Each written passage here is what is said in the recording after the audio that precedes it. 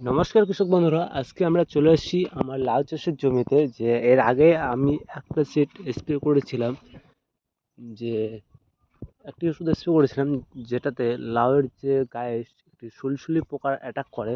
সেটা অ্যাকচুয়ালি সুলসুলি পোকা না, এটা থ্রিপসের কারণে অ্যাটাক হয়। আমি এই যে ছবিটা আপনাকে দেখা দিচ্ছি, এই যে দেখুন, এই যে এইখানটাতে লাউ গাছে দেখুন কতটা দেখা যাচ্ছে। এইখানটাতে হলো মানে সুলসুলিতে অ্যাটাক করছিল, যেটা থ্রিপস নামে পরিচিত।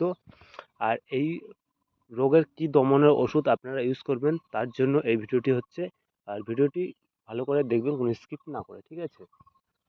আর সেটাই এখন আমরা বলে দেবো যে এটা কি, কোন ওষুধ স্প্রে করলে পরে সবচেয়ে ভালো রেজাল্ট হবে। আর এই যে এখানে দেখতে পাচ্ছেন যে এখানটা পুরোটাই এখন মোটামুটি লাউ দেখা যাচ্ছে। আর উপরের দিকে এখনও সারটি আসেনি, তখন ওটা ভালো করে দেখা যাবে কীরকমভাবে লাউ ধরে। এখন তো গাছটার নতুন বয়স, তার জন্য এখন নিচের দিকে ফলটা কম দেখা যায়। মোটামুটি 3-4টা তোলার পর ফলটা বেশি দেখা যাবে।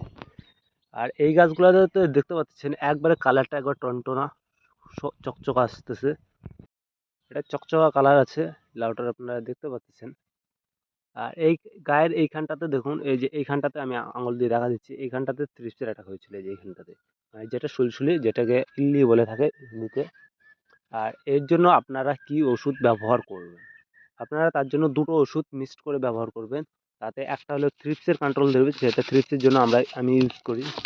সেটা হচ্ছে কন্টাক্ট ইনসেক্টিসাইড, সেটা টেকআউট নামে পরিচিত। আর এটা হলো অ্যাগ্রো ক্রপ সায়েন্স লিমিটেড। আর এটার যে টেকনিক্যাল আছে সেটা হলো ল্যামডা হ্যালোথ্রিনস 1.9%, ঠিক আছে? আর তার সাথে আমরা ইউজ করতেছি আরেকটি টেকনিক্যাল, যেটা হচ্ছে বায়োডেক্স কোম্পানি, মানে বায়োডেক্স ইনসেক্টিসাইড এটা, ঠিক আছে? আর এটা হলো মানে যে গাছের মধ্যে যে মানে সুলসুলি যেটা আছে সেটা মারার জন্য একবারে সক্ষম, যাকে বলে। মানে এক সিট ইউজ করবেন, মোটামুটি আপনাদের 1 সপ্তাহের মধ্যে জমিতে কোনো স্প্রে করতে লাগবে না। একবার এটা যদি আপনারা যদি মনে করুন আকাশ যদি ভালো থাকে, বিকালের দিকে যদি স্প্রে করেন এই দুটো ওষুধ মিক্সড করে, তাহলে এই যে এরকম লাউ দেখতে পাবেন। এই একবার এরকম চকচকা, একবার ঝাড়া চকচকা লাউ। আর এখানটা দেখুন, এই যে গাছের উপরে এখানে থ্রিপসটা লেগে আছে, হ্যাঁ, এটা মরে গেছে, ঠিক আছে? এটা একবার ডাইরেক্ট মরে গেছে। এখানে আর কোনো থ্রিপস নেই, তার জন্য দেখুন লাউটা একবার চকচকা ঝাড়া চকচকা দেখা যাচ্ছে। আর এরকমই যদি আপনাদের লাউ পেতে হয়, তাহলে এই স্প্রেটা আপনারা যদি জমিতে একবার করেন, তাহলে আপনাদের মোটামুটি লাউ যে জমিতে যে ছাট বেরোবে সেটার পরিমাণ প্রায় 1 থেকে 1.5% নেমে আসবে, যেখানে 15 থেকে 16%-এর উপরে ছাট হয়, ঠিক আছে? আর আপনারা যদি আনমুলের লাউ লাগিয়ে থাকেন তাহলে তো আরও হবে না। আর আনমুলের লাউর বাজারের ডিমান্ডটা সবচাইতে একটু বেশি থাকে আমাদের এখানে।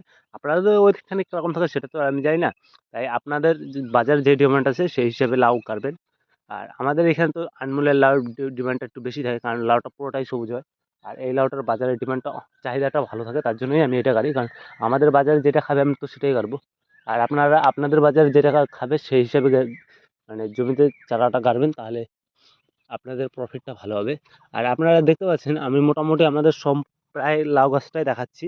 আর এটার স্প্রেটা আমি আজকে জমিতে 3 দিন আগে করেছি, তখন আমি ভিডিওটি বানাতে পারিনি, কারণ কাজের চাপটা একটু বেশি ছিল তার জন্য। আর তাই আমি আপনাদের রেজাল্ট সহ দেখা দিচ্ছি যে লাউ গাছে কীরকমভাবে এটা পোকার কাজ করে। সেটা হচ্ছে আপনারা, আর এটা কোন চাষে ইউজ করতে পারেন, এটা আপনাদের বরবটি চাষে ইউজ করতে পারেন। বরবটিতেও ভালো রেজাল্ট হবে। আর বরবটিতে বায়োডক্সের সাথে আপনারা যদি ইউজ করেন তাহলে ইমামেকটিনটা ইউজ করতে পারেন, তাহলে আর রেজাল্টটা আর একটু বেশি ভালো পাবে।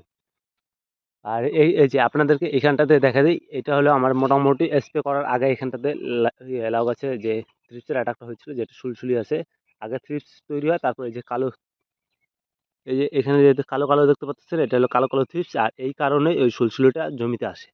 আর এটা মারার জন্য আপনারা ইউজ করবেন শুধুমাত্র বায়োডেক্স।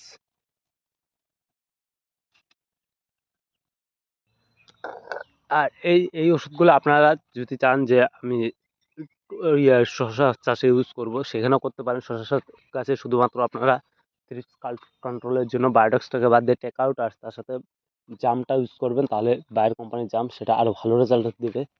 আর যেহেতু এটা আমরা লাউ চাষে ইউজ করতেছি, আর আপনারা যদি বলেন যে এই লাউ গাছের স্প্রে করার কথা, এটা মোটামুটি আজকে আমি প্রায় মোটামুটি মনে করেন 3 বছর ধরে ইউজ করতেছি। আর আমি রেজাল্ট ভালো পাই, তার জন্যই ইউজ করতেছি।